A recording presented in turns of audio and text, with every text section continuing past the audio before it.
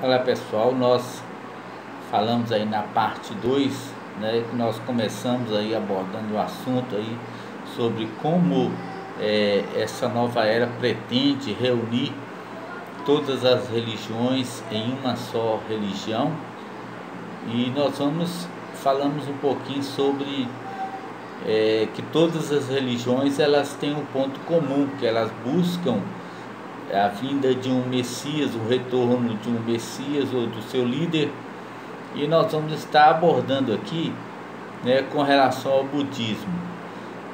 Budismo, sistema ético, religioso, filosófico fundado por Siddhartha Gautama, o Buda, na Ásia Central em 563 a 483 a.C., difundido por todo o leste asiático, e que consiste fundamentalmente no ensinamento de como, pela conquista do mais alto conhecimento, se escapa da roda dos nascimentos e se chega ao Nirvana.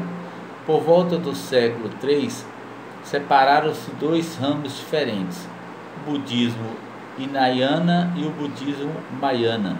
O Hinayana, ramo ortodoxo do budismo, também chamado pequeno veículo, e que se espalhou pelo sul da Ásia.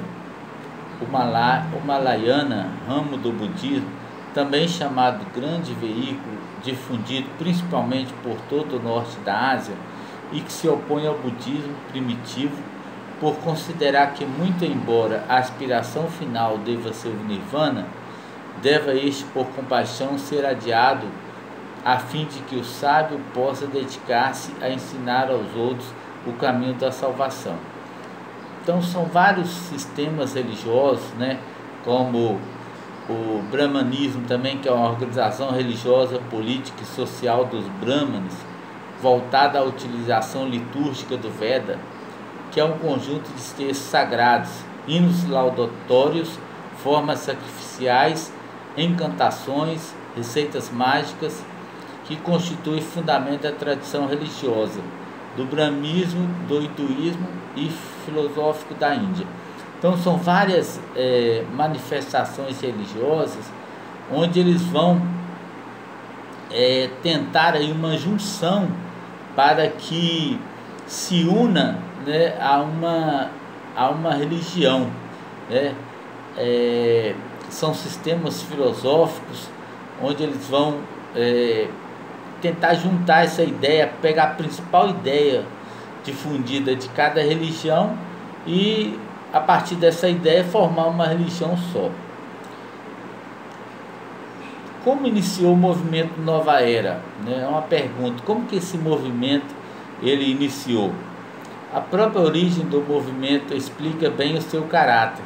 A origem da Nova Era está ligada ao nome de Helena Petrovna, nascida na Rússia em 1851, naturalizada norte-americana em 1874 e falecida em 1891. Nas suas viagens conheceu as doutrinas místicas do Oriente. Era médium espírita e por 10 anos esteve sob o domínio de um espírito demoníaco que ela denomina de mestre cósmico ou espírito cósmico. Então Helena é considerada fundadora do movimento Nova Era, mas segundo ela, o plano da criação do movimento não partiu dela, e sim foi-lhe entregue mediante contato com os mestres cósmicos, ou seja, durante uma sessão espírita, ela foi encarnada por um espírito da parte de Satanás. Após 21 dias de êxtase, trancada dentro de um salão espírita, ela recebeu todas as diretrizes do plano que mais tarde iria se chamar Movimento da Nova Era. Em consequência, no ano de 1875, na cidade de Nova York, foi fundada a Sociedade Teosófica, dentro da qual cultivou-se o movimento Nova Era. O teosofismo apresentado por Helena é uma doutrina secreta, porém partiu dele a afirmação da existência de poderes divinos latentes no homem. Dizem que o homem é um ser divino porque é essencialmente alma. Afirmam também que é possível reinterpretar o cristianismo mediante uma chave espiritual que foi perdida pelas igrejas cristãs, mas encontrada por ele. Então dizem que o próprio Jesus teria sido esotérico, teria aprendido com os essênios e transmitido os ensinamentos a seus discípulos prediletos. A sucessora de Helena após sua morte foi Anne Besant. Fomentou a expectativa da vinda de um novo Messias. Para isto, ela preparou um jovem hindu, dando-lhe formação em todos os sentidos. Quando, porém, estava para apresentá-lo ao mundo como Messias, o pai do jovem denunciou publicamente a farsa. Enquanto isso, o jovem, encantado com os prazeres da vida nova-iorquina, resolve desistir e abandonar seu falso papel. Então aí tem toda uma história aí, como essa nova era surgiu, né?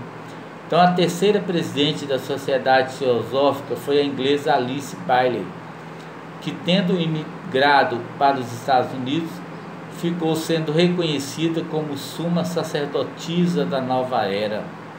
Ela recebia mensagens de um mestre da sabedoria que havia vivido no Tibete. Essas mensagens psicografadas foram publicadas em numerosos livros, como Doutrina Secreta do Plano, visando a nova ordem mundial. Essas transformações iniciaram-se pela relação entre a natureza, ecologia e a sociedade, entre a economia e a ciência.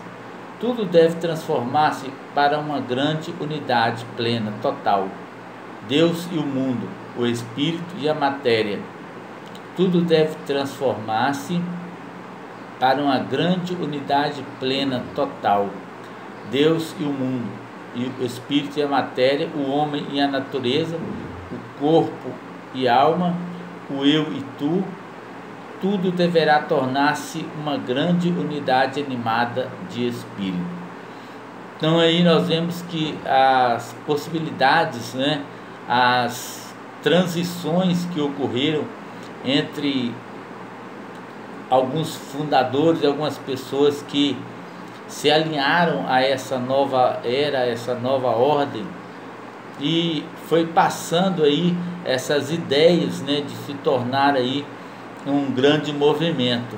Então esse movimento ele começa ali no ano de 1891 e ele vai prosseguindo aí nessas grandes mudanças que ocorreram. Então a nova era, ela como religião, com o anúncio do plano da nova ordem mundial, também deveria ser apresentado o Cristo da nova era, que vai fundar ou já fundou a nova religião mundial. Na Alemanha, ele foi anunciado em 1982. Revistas e jornais trouxeram páginas inteiras dizendo: Cristo agora está entre nós. Ele não vem para nos julgar, mas para ajudar a humanidade e inspirá-la. Ele é o Maitreya, o educador da nova geração humana. Então, nessa nova ideia, nesse novo conceito da nova era, eles já anunciam a vinda de um novo Messias, de um Maitreya, um educador dessa nova geração, um educador que vai trazer aí uma nova visão para essa nova geração, né? Vive num lugar desconhecido, somente alguns dos discípulos mais próximos sabem onde ele se encontra. Seu precursor é o escocês chamado Benjamin Creme. O centro de planejamento, quando o movimento ainda estava oculto em Nova York, era o Lucis Trust, editora Lucifer. Hoje o movimento conta com uma rede de editoras no país. Dentro do seu plano de pseudo-religião, a nova era possui leis, mandamentos, escrituras sagradas e orações. Então eles estão trabalhando na difusão dessa ideia da nova ordem mundial, da nova religião. E para a nova religião, eles precisam do Cristo. E eles já chegaram a anunciar que esse Cristo já está vivendo na terra, que esse novo Messias ele já está vivendo na terra. Eles vão trabalhar nesse sentido de preparar um caminho, preparar o ambiente para que esse novo Cristo ele assuma a sua posição como um novo governo mundial, que na verdade, como nós conhecemos esse novo Cristo, na verdade será o chamado anticristo, porque ele a princípio vai ter aquela forma harmônica de governar, mas já com um determinado período de governança ele já vai mostrar a sua principal finalidade, a que veio fazer, né? E já vai trazendo essa ideia de difundir aí entre os povos aí a sua malícia, a sua maldade. Então nós terminamos aqui também essa terceira parte, né, dessa abordagem sobre a nova era. E nós esperamos você na próxima aula.